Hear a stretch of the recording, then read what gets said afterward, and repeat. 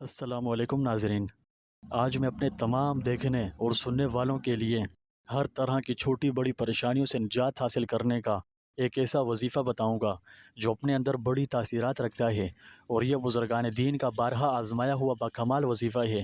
اگر آپ کسی بھی پریشانی میں مبتلا ہیں اور اسے نجات پانا چاہتے ہیں تو ویڈیو میں بیان کردہ وظیفے پر ضرور عمل کریں۔ اس کی برکت سے آپ کی پریشانیاں نہ صرف ختم ہوں گی بلکہ خوشیوں میں بدل جائیں گی۔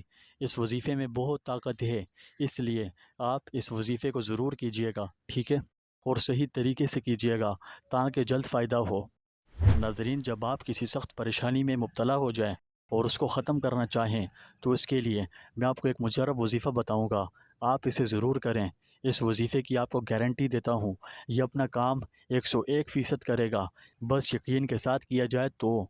کرنا آپ نے صرف اتنا ہے کہ جب کبھی آپ کسی پریشانی میں مبتلا ہو جائیں اور اسے ختم کرنا چاہیں تو سب سے پہلے اچھی طرح وضو کر کے 2 رکعت نماز صلاۃ الحاجت کی نیت سے پڑھیں۔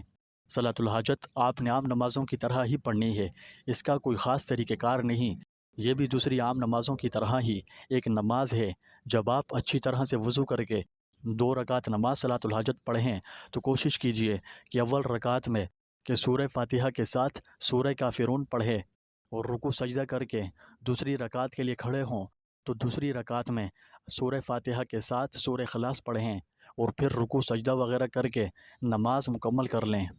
جب آپ اس طریقے سے صلاۃ الحاجت پڑھ لیں تو اسی جگہ پر نماز والی حالت میں اگر ممکن ہو تو بیٹھے رہیں، اور وظیفے کے شروع میں 100 مرتبہ استغفار پڑھیں۔ جب آپ 100 مرتبہ استغفار پڑھ لیں تو اس کے بعد 3 مرتبہ درود شریف پڑھ لیں۔ 3 مرتبہ درود شریف پڑھنے کے بعد یہ بابرکت کلمات پڑھیں۔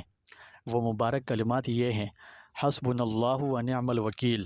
ان مبارک کلمات کو آپ نے 1000 مرتبہ پڑھنا ہے۔ ناظرین، میں جانتا ہوں کہ اس میں آپ کو تھوڑا وقت لگ سکتا ہے، مگر میرا یقین کیجئے یہ عمل پریشانیوں کی دفع کے لیے بہت خاص ہے۔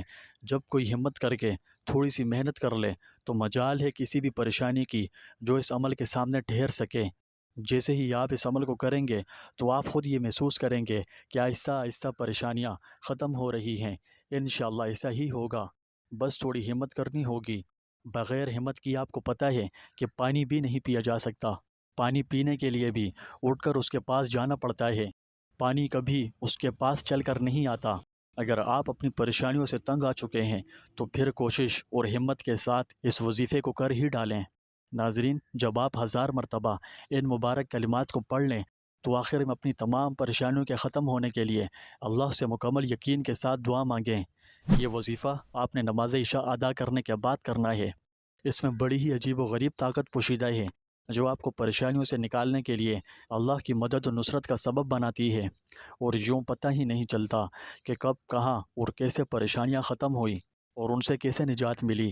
میرے پاس اس وظیفے کی طاقت کو بیان کرنے کے لیے مزید الفاظ نہیں ہے، بس مختصر یہی کہنا چاہتا ہوں کہ آپ کا یقین وظائف و عملیات کے بارے میں بے شک جتنا بھی کمزور ہو، مطلب اگر آپ کو یہ سے 2 نمبر وظائف و عملیات کر کے تھک چکے ہیں اور ان سے آپ کو سوائے ٹائم ضائع کرنے کے کچھ نہ ملا، بس ایک دفعہ، صرف ایک دفعہ میرے کہنے کے اوپر اس وظیفے کو بیان کرتے طریقے سے کر لو، مجھے اس بات کا یقین ہے کہ اس وظیفے سے آپ کا وظائف و عملیات پر ٹوٹا ہوا یقین دوبارہ بحال ہو جائے گا، اور اس وظیفے کی تاثیرات، برکات، معجزات اور کرشمات دیکھ کر آپ مجھے زندگی بھر دعائیں دینے پر مجبور ہو جاؤ گے، اور یوں میری دنیا کے ساتھ ساتھ آخرت بھی سنور جائے گی، کیونکہ میں کہیں نہ کہیں اپنی ٹوٹی پھوٹی کوشش سے آپ کا اور آپ کے خالق کا تعلق مضبوط سے مضبوط تر کر دوں گا۔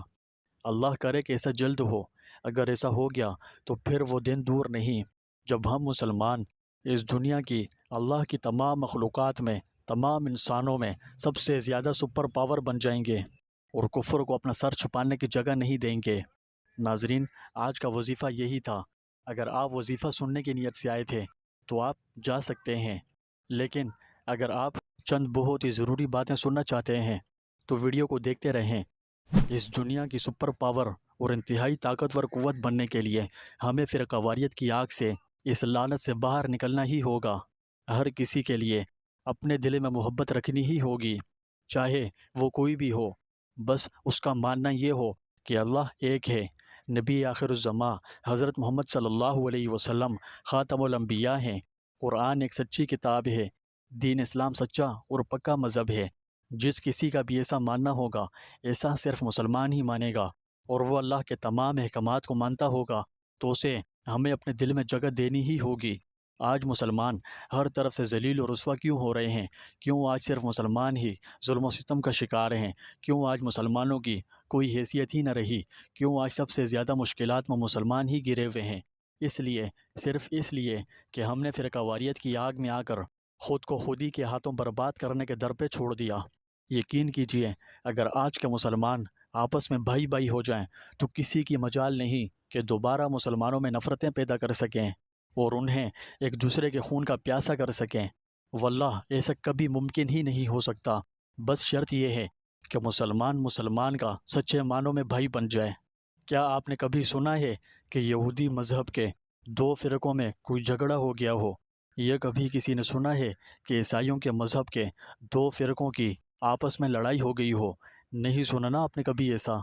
اس لیے وہ آج دنیا پر حکومت کر رہے ہیں اور آپس میں کسی ایسی بات پر نہیں الجھتے جس طرح معذرت کے ساتھ ہم مسلمان الجھ کر رہ جاتے ہیں۔ انہیں پتہ ہے کہ اگر دنیا پر حکومت کرنی ہے تو ان فضول اور بیکار کی باتوں سے کنارہ کشی ہی بہتر ہے۔ ناظرین، اب یہ اس امت کے نصیب میں لکھا ہوگا کہ یہ امت 72 فرقوں میں بڑھ جائے گی۔ اس صورتحال میں آپ سے یہ گزارش کرتا ہوں، اس حیثیت سے کہ میں ایک سائل ہوں اور سائل کو کبھی خالی ہاتھ نہیں لوٹانا چاہیے۔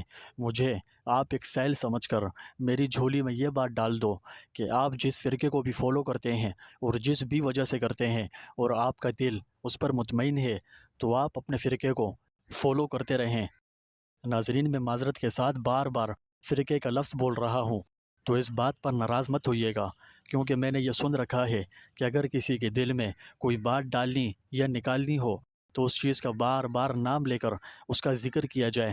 فرقہ واریت ایک لعنت ہے۔ میں اخلاص کے ساتھ خدا کو گواہ بناتے ہوئے یہ بات کہتا ہوں کہ میں آپ کو فرقہ واریت کی آگ میں جلنے سے بچانا چاہتا ہوں۔